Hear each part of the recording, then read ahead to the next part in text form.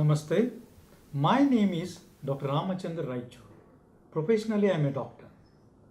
I am going to enumerate an incident which is going to help in the future of any child or father.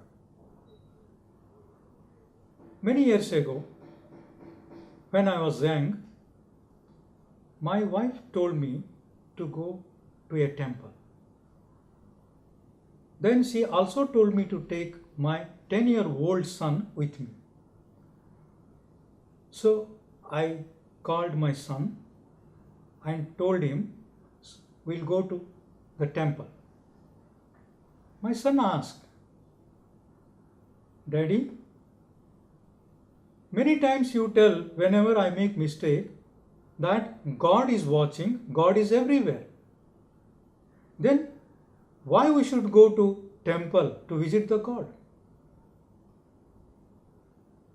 I had a good ready-made answer for this. Dear son, I told, when you are in the cinema theater, you are not studying. Can you study in a cinema theater? No.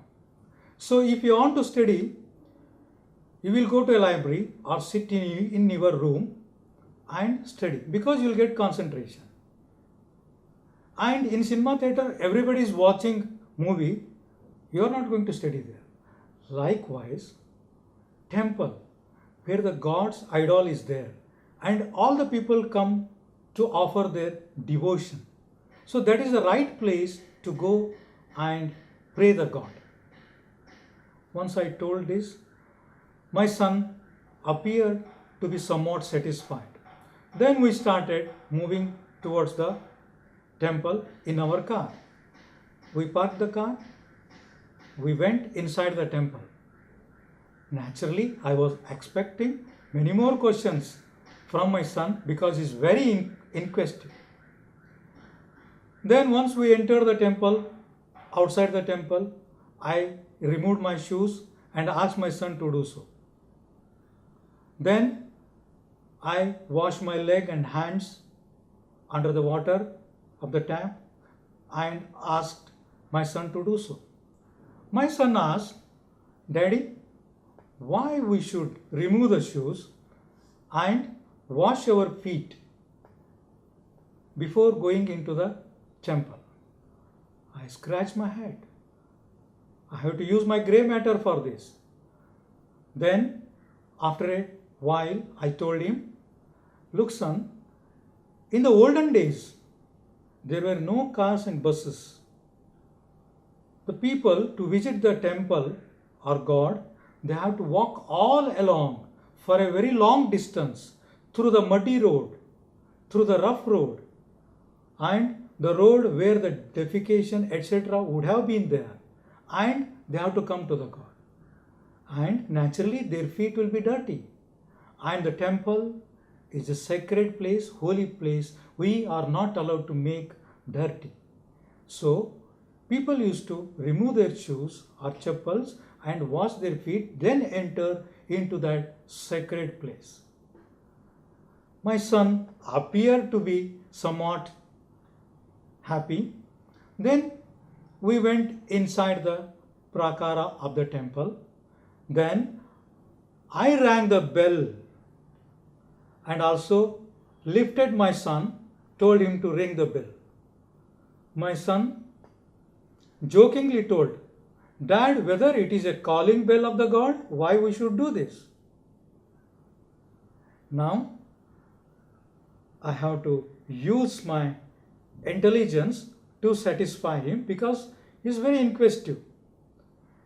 I told him, in the olden days, the pujari used to stay on the backyards of the temple, and the visiting people for the temple used to be less, and they used to come anytime they want because they have to travel a long way.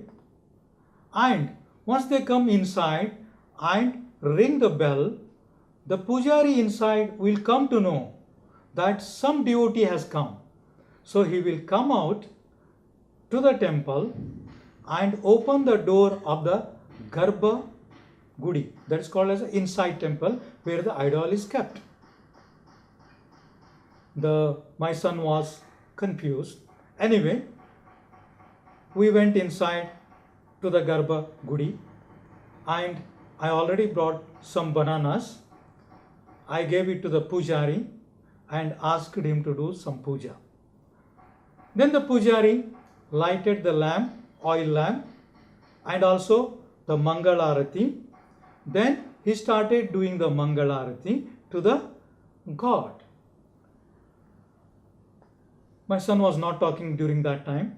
The Mangalarati was over. Then we took the Mangalarati and applied lightly to my face, and also I told my son to do the same thing. Then the pujari gave me the tirtha. We took the tirtha, came out.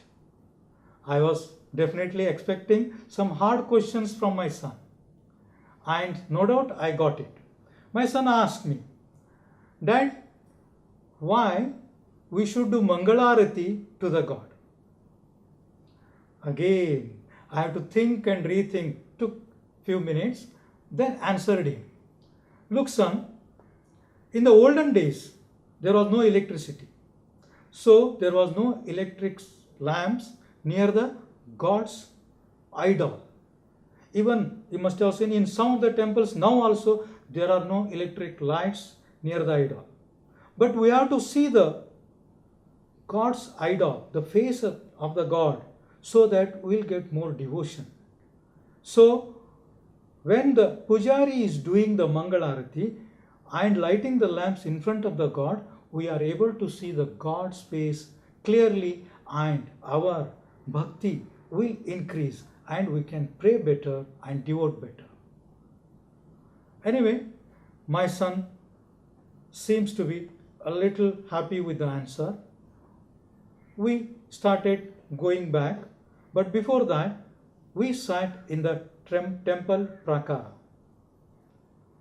Then, when we were sitting, my son asked, Daddy, why we should sit here?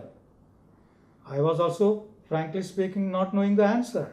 But I told him, in the olden days, the people used to come from a long distance. After this, they used to sit in the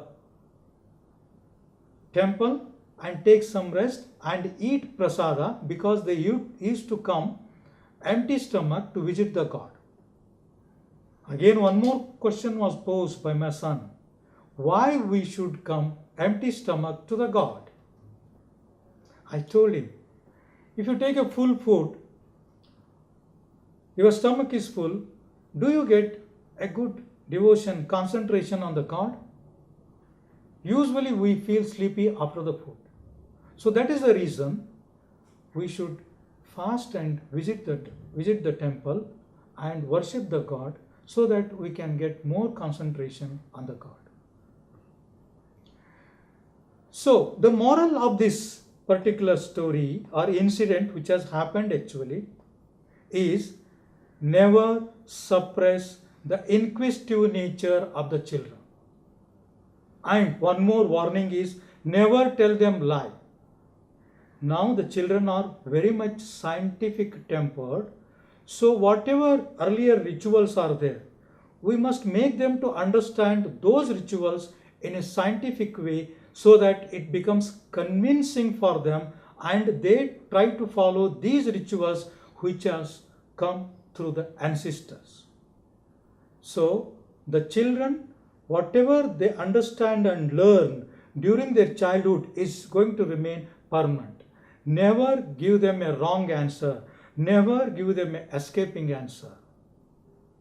So I have done my effort to convince my son, and later after coming home also, I have searched the Google and all. For all these reasons, I did not find any convincing answers. Now my son has grown up, and his inquisitive nature has given him a very high post in the government. So let the children be inquisitive, and let us be a guide for our children. Thank you.